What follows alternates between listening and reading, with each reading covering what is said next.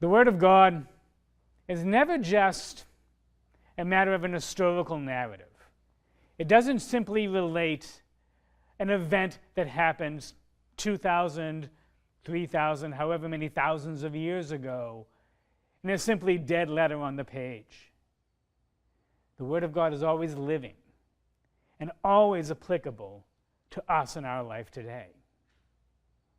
And that's nowhere more evident than in today's first reading from the Acts of the Apostles.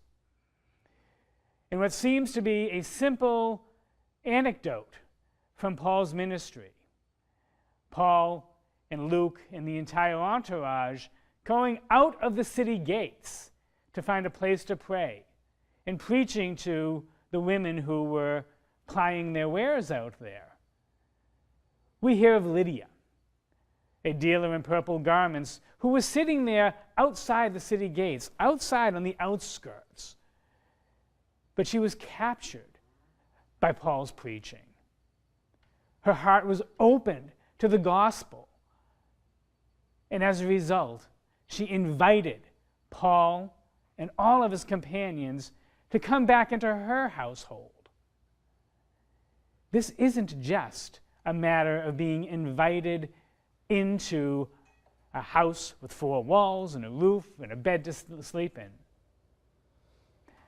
Far more profoundly, Luke is telling us about the very journey of faith. Each of us hears the gospel from a place remote from ourselves. Our first experience of the gospel is always outside the city gates, if you will, always somewhere on the outside.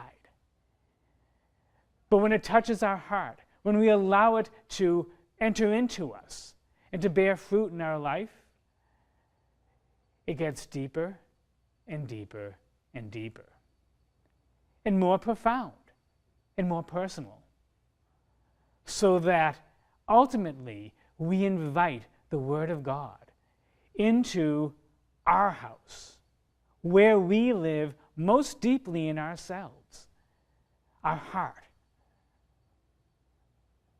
Today, as we go forward from this celebration of the Mass, let's look for ways in which we can journey more deeply into the gospel message, more deeply into our faith, and therefore also journey closer to Christ, so that His Word and His saving love may enter more profoundly and more personally into where we live.